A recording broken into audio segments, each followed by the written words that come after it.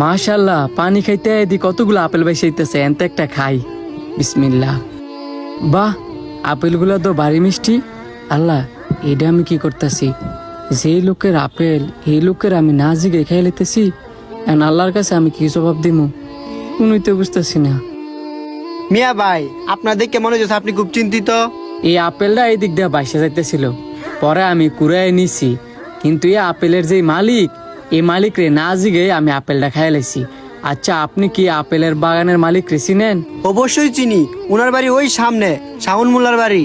আপনি কি ওনার বাড়িটা আমার দেখাই দিতে পারবেন? অবশ্যই, আসেন আমার সাথে। চলেন। ওই যে এটাই শাওন মোল্লার বাড়ি, আপনি যান, আমার একটা কাজ আছে। আসসালামু আলাইকুম। ওয়ালাইকুম আসসালাম। কাউসার, আমার বাগানের আপেল না অনেক মিষ্টি। জি হুজুর, আমিও একটা খাইছিলাম, খাইতে খুব সুস্বাদু। দেখতে হবে না বাগানটা কার? আসসালামু আলাইকুম। ওয়ালাইকুম আসসালাম। কে তুমি?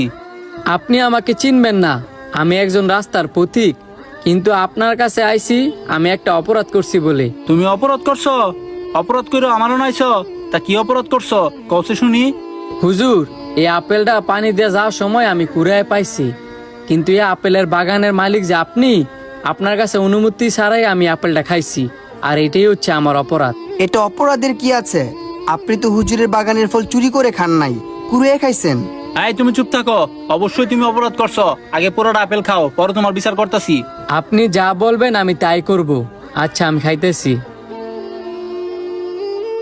আমি তো মনে মনে তোমার মতো একটা সৎ ছেলে খুঁজতেছিলাম, যাক অবশেষে তোমারে পাইলাম।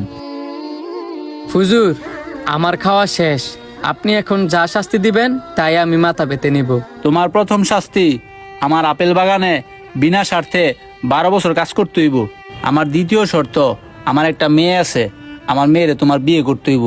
আমার মেয়ে দেখতে সুন্দর না, চোখে দেখে না, কথা বলতে পারে না, ভালো করে হাঁটতেও পারে না। হুজুর, আপনার সব শর্তে আমি রাজি আছি। আপনার মেয়েকে আমি বিয়ে করব, 12 বছর আপনার বাগানে কাজও করব, কিন্তু হুজুর আমার কিন্তু আপনার মাফ করে দিতে হইব। অবশ্যই আমি তোমাকে মাফ করে দিব। আমি যে শর্তগুলা দিছি আগে সেই শর্তগুলা পূরণ করো, আর আজকে আমি আমার মেয়েকে তোমার সাথে বিয়ে দেব। তুমি নিজেকে প্রস্তুত করো। জি হুজুর। কাউসার, তুমি আমার বেগমের কাছে যাও, গিয়ে আমার মাকে বলো রেডি করে দিতে, আর ওকে তোমার সাথে করে নিয়ে যাও, ওর রুমটারে দেখায় দাও। জি হুজুর, যাচ্ছি। আসসালামু আলাইকুম, আপনি চলেন আমার সাথে। আসসালামু আলাইকুম। ওয়ালাইকুম আসসালাম। আসসালামু আলাইকুম। ওয়ালাইকুম আসসালাম। বাবা, তুমি কি কিছু বলবা? জি, বলবার জন্যই আসছি। আপনি আমার সাথে মিথ্যা কথা বললেন কেন? মিথ্যা কথা বলছি? কি এমন মিথ্যা কথা বলছি বাবা?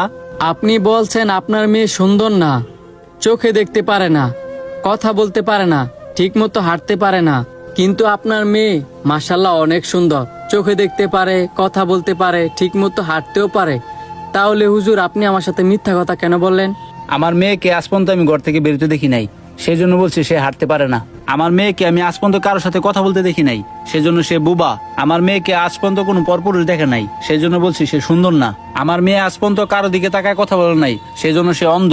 এবার তো তুমি বুঝলা আমি মিথ্যা কথা বলি নাই। আর হ্যাঁ, আরেকটা কথা, আজকে থেকে তুমি স্বাধীন। হুজুর আপনাকে অনেক ধন্যবাদ। তাহলে আমি আসি। আসসালামু আলাইকুম। ওয়ালাইকুম আসসালাম। অতীতে আমাদের নবীজিরা আমাদেরকে কি শিখাই গেল, আর বর্তমানে আমরা কি শিখলাম? ভিডিওটা যদি ভালো লাগে তাহলে শেয়ার করে সবার মাঝে ছড়িয়ে দিন।